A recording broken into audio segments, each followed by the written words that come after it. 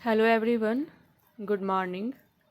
हम पॉलिटी घटना चक्र डिस्कस कर रहे हैं और टॉपिक है राज्य एवं संघ राज्य क्षेत्र। इससे रिलेटेड कुछ पॉइंट डिस्कस करेंगे और इसके बाद इससे रिलेटेड जो भी क्वेश्चन अलग अलग एग्ज़ाम में पूछे गए हैं वो हम नेक्स्ट क्लास में डिस्कस करेंगे। तो चलिए स्टार्ट करते हैं। भारतीय स्वतंत्रता अधिनियम 1947 के द्वारा दो स्वतंत्र एवं पृथक प्रभुत्व वाले देश भारत तथा पाकिस्तान का निर्माण किया गया। देशी रियासतों के समक्ष तीन विकल्प प्रस्तुत किए गए: भारत में शामिल हो, पाकिस्तान में शामिल हो या स्वतंत्र रहे। भारतीय सीमा के अंतर्गत 552 देशी रियासतें थीं, जिनमें से 549 भारत में शामिल हो गई, जबकि शेष तीन हैदराबाद, जूनागढ़ और कश्मीर ने भारत में शामिल होने से मना कर दिया।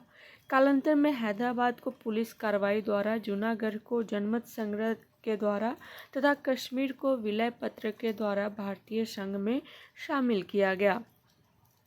संविधान के तहत भारतीय संघ के राज्यों या क्षेत्रों को चार भागों में वर्गीकृत किया गया था।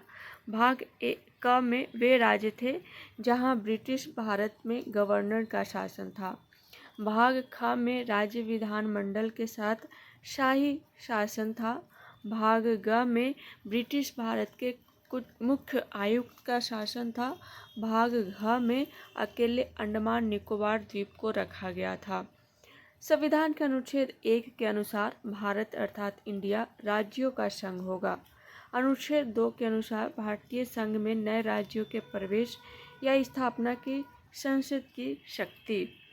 अनुच्छेद 3 में नए राज्यों का निर्माण और वर्तमान राज्यों के क्षेत्रों, सीमाओं या नामों में परिवर्तन करने का संसद की शक्ति। ध्यान में रखिएगा, यह अनुच्छेद पूछे जाते एग्जाम में। संसद साधारण बहुमत से नए राज्यों का निर्माण कर सकती है। भारतीय संविधान संसद को यह अधिकार देता है कि वह नए राज्य बनाने, उसमें परिवर्तन करने, नाम बदलने या सीमा में परिवर्तन के संबंध में बिना राज्यों की अनुमति के कदम उठा सकती है। इस हेतु संविधान संशोधन को अनुच्छेद 368 के तहत संशोधन नहीं माना जाएगा। ठीक है। वर्तमान में भारतीय संघ में 28 राज्य और 8 संघ राज्य क्षेत्र हैं। संसद संविधान में संशोधन करके किसी भारतीय भूभाग को किसी अन्य देश को सौंप सकती है। ठीक है। जून 1948 में भारत संघ ने एस.के. धर की अध्यक्षता में भाषाई प्रांत आयोग की नियुक्ति की। इस आयोग ने अपनी रिपोर्ट दिसंबर 1948 में पेश की। आयोग ने राज्यों का पुनर्गठन भाषाई आधार की बजाय प्रशासनिक सुविधा के अनुसार किए जाने की सिफारिश की।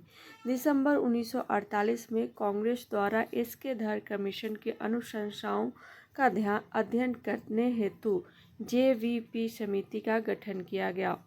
इसमें जवाहरलाल नेहरू, वल्लभ भाई पटेल और पट्टाभी सीतारामैया शामिल थे। अप्रैल 1949 में प्रस्तुत अपनी रिपोर्ट में इस समिति ने औपचारिक रूप से अस्वीकार किया कि राज्यों के पुनर्गठन का आधार भाषा होना चाहिए। हालांकि पोट्टी श्रीरामुलु की 56 दिनों की भूख हड़ताल के बाद मृत्यु के कारण अक्टूबर 1953 में भारत सरकार को भाषा के आधार पर आंध्र प्रदेश राज्य का गठन करना पड़ा। आंध्र प्रदेश भाषा के आधार पर गठित होने वाला देश का पहला राज्य है। स्वतंत्रता के पश्चात फजल अली की अध्यक्षता में एक राज्य पुनर्गठन आयोग का गठन वर्ष 1953 में हुआ। इस आयोग के दो अन्य सदस्य थे के.एम. पनिक्कर एवं एच.एन. कुंजरू। इसी आयोग की कुछ अनुशंसाओं को राज्य पुनर्गठन अधिनियम 1956 में लागू किया गया। नए राज्यों का गठन, इसका ध्यान में रखिएगा, वर्ष पूछा जाता है, गठन वर्ष। आंध्र प्रदेश का गठन वर्ष कब हुआ था?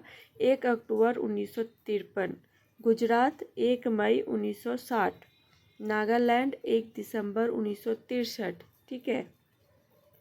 हरियाणा 1 नवंबर 1966, हिमाचल प्रदेश 25 जनवरी 1971, मेघालय 21 जनवरी 1972, मणिपुर 21 जनवरी 1972, त्रिपुरा 21 जनवरी 1972, सिक्किम 16 मई 1975, मिजोरम 20 फरवरी 1987, अरुणाचल प्रदेश 20 फरवरी 1987, एक ही, दोनों का टाइम अब ध्यान, मिजोरम और अरुणाचल प्रदेश 20 फरवरी 1987, ठीक है, ध्यान में रखिएगा इसको।